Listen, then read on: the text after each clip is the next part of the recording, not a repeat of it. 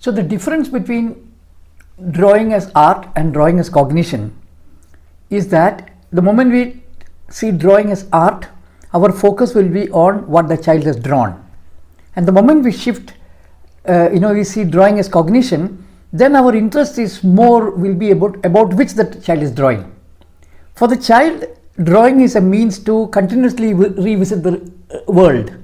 But the moment we focus on drawing or art, then we will pull the child to focus more on the drawing as a skill.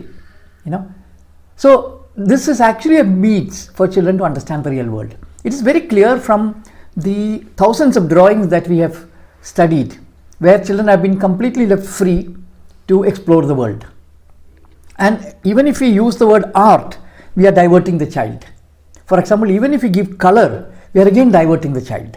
Because the initial engagement with the real world is for the child just through lines. It's almost like outlines of the world. The form is being explored.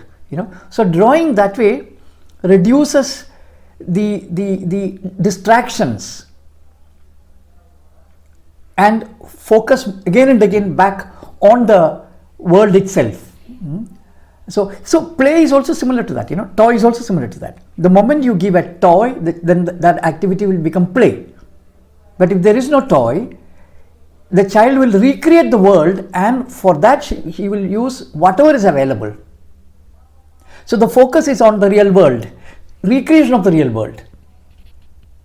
So these two things has to be seen also together. You see, another problem with modern people is that they see drawing as an activity, as a fragmented activity which has no connection with play at all. So if you have to understand the child, you have to understand their context, which means their experience, what they are playing and what they are drawing.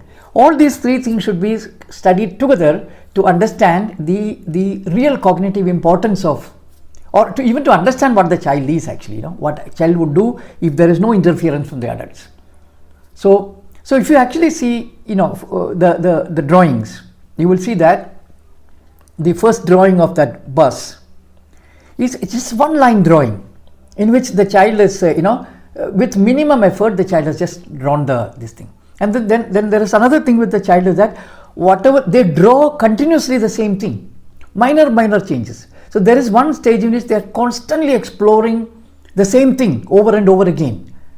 And then slowly you would see that from that two-dimensional drawing the child has drawn, you will see that small things are populated in that. For example, the driver would be there.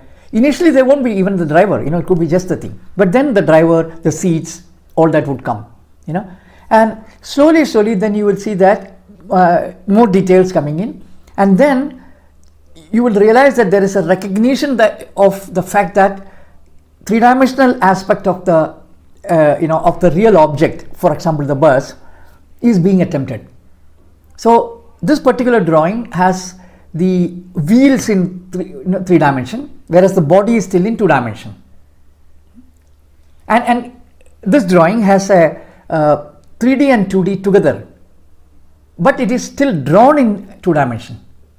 The front and the side is drawn in one plane. But the child is aware that there is something to be added, but the child is yet not reached the stage in which the child can clearly show the 3-dimensionality. And the next drawing, you see, it's a very clear 3-dimensional drawing in which that bus, it's very clear, it's a 3-dimensional drawing.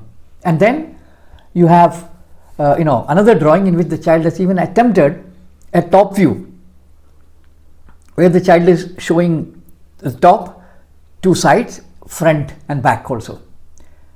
So it's very clear that there is a clear research or learning that is happening when the child is doing this, But the moment we begin to correct and teach them how to draw a car, the observation completely stops, and there they will start focusing on the drawing itself.